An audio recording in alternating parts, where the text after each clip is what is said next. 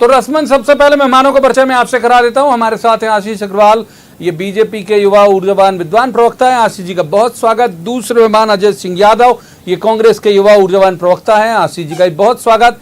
और तीसरे मेहमान है मृगेंद्र सिंह, पत्रकारिता का बहुत चर्चित चेहरा है, बहुत अच्छे राजनीतिक विश्लेषक हैं।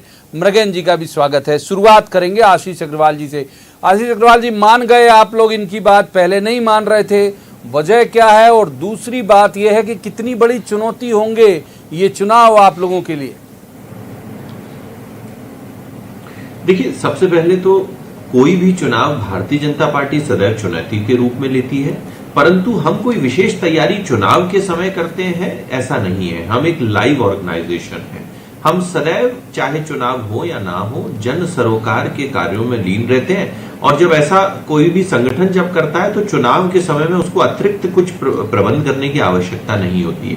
जिस तरह से परीक्षार्थी ये तय नहीं करेगा कि चुनाव कब होंगे, इस परीक्षा कब होंगी, इसीलिए हम भी तय नहीं करेंगे कि चुनाव कब होंगे, अपितु हम तो अपने कार्यों में लगे हुए हैं। एक बात।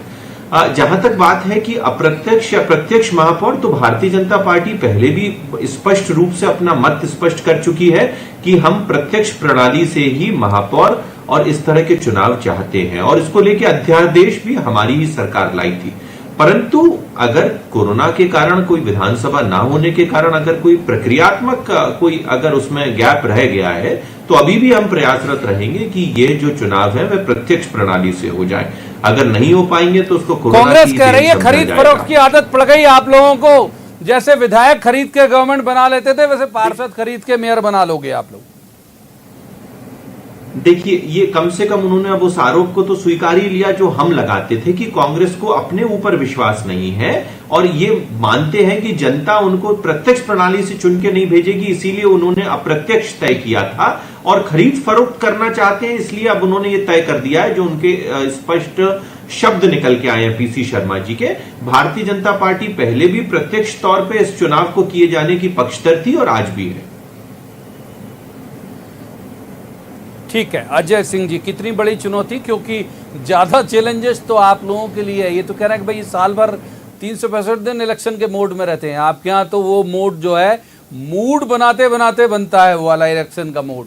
देखिए प्रवीण जी, मध्य प्रदेश में राज्य निर्वाचन आयोग चुनाव करवाने के लिए तैयार है। कांग्रेस पार्टी मांग कर रही है जल्द से जल्द चुनाव हो, लेकिन चुनाव एन के एन प्रकरण टाल रही है भारतीय जनता पार्टी। जब हमारी सरकार ने विधानसभा में संशोधन लाके कानून लाए थे कि मध्य प्रदेश में अप्रत्यक्ष चुनाव होना चाहिए, उस समय भाजपा के नेता लोकतंत्र की हत्या है, खरीद फरोख्त है, और न्यायालय तक ले गए, इसलिए समय पर चुनाव नहीं हो पाए। बाद में न्यायालय ने सरकार के निर्णय को सही माना। जब भारतीय जनता पार्टी की सरकार आई, दिसंबर में इनकी सरकार अध्यादेश लेके आई कि फिर से पुरानी प्रत्यक्ष प्रणाली को लागू किया जाएगा। उसके बाद बजट सत्र हुआ मध्य प्रदेश का, लेकिन सरकार ने उस अध्यादेश को विधानसभा में नहीं रखा और उस अध्यादेश को स्वयं शून्य होने दिया इन्हीं की सरकार ने, क्योंकि इनकी मंशा नहीं थी चुनाव करवाने की। दूसरी तरफ मध्य प्रदेश में निर्वाचन प्रक्रिया के पहले जो आरक्षण करवाए गए, उनमें रोटेशन का पालन नहीं करवाया गया। 86 नगरीय क्षेत्र ऐसे हैं जहां 4 बार से लगातार रिजर्व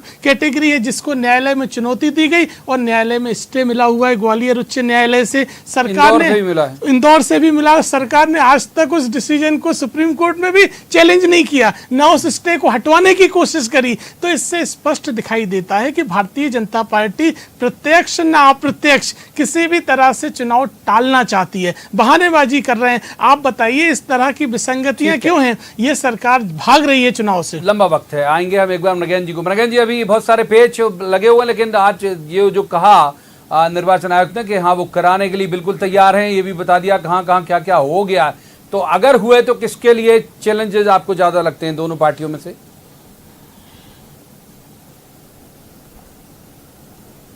देखिए, सबसे बड़ी बात तो मुझे अभी डाउट है कि चुनाव होंगे, क्योंकि अभी हाई कोर्ट का फैसला नहीं, हाई कोर्ट के जो स्टे दिया था उस पर सुप्रीम कोर्ट में राज्य सरकार गई है। अभी उस बारे में कोई निर्णय नहीं हुआ। तो जब तक आरक्षण नहीं होंगे, आरक्षण की प्रक्रिया पूरी नहीं होगी, तब तक चुनाव संभव ही नहीं है। इसी कारण चुनाव उस समय रोके गए थे।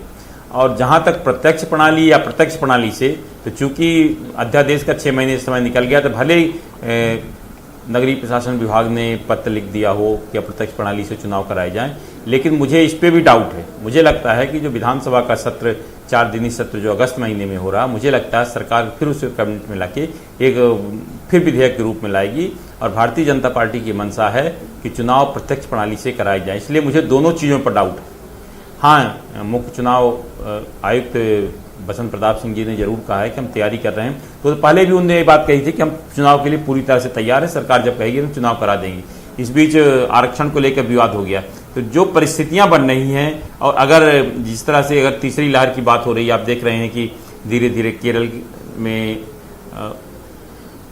मरीजों की संख्या बढ़ रही है, थर्ड वेव की लहर अगर वो थोड़ा भी आई तब उसके बाद तो चुनाव कराना मुश्किल ही हो जाएगा। तो मुझे अभी भी शंका है कि नगरीय निकाय चुनाव हो जाएंगे। अगर चुनाव होते बेशक हैं, शंका तो है, निश्चित रूप शंका से बेशक है। तो एक बार हम पार्टी आशीष जी के का लिए रुख बड़ी चुनौती होंगी जी, अगर चुनाव होते, मैं ही पूछ रहा था केवल जी, बात पूरी करिए नगेंद्र। हाँ, तो अगर चुनाव होते हैं निश्चित रूप से इस पार्टी को चुनौती होगी, सत्तारूढ़ पार्टी के लिए, क्योंकि अभी वो 16 के 16 नगरीय निकाय चुनावों में काबिज है। ऐसी स्थिति में सभी सीटें बचाना उनके लिए निश्चित रूप से बड़ी चुनौती होगी। और साथ ही कोरोना काल में जो स्थितियां बनी हैं, लोग जिस तरह से परेशान हुए, लोगों को न बेड मिले न इलाज मिला, परिजनों को पता नहीं कितने परिजन बिछुड़ गए, कई लोग दुनिया छोड़ के चले गए। तो लोग इतने नाराज थे कि कितना सरकार के पक्ष में मतदान करते हैं, विपक्ष में, तो हर समय बताएगा। लेकिन जो परिस्थितियां थी निश्चित रूप से सत्तारूढ़ पार्टी के लिए बहुत बड़ी चुनौती है। तो आशीष जी, चुनौती चूंकि आपके लिए ज्यादा है, इसीलिए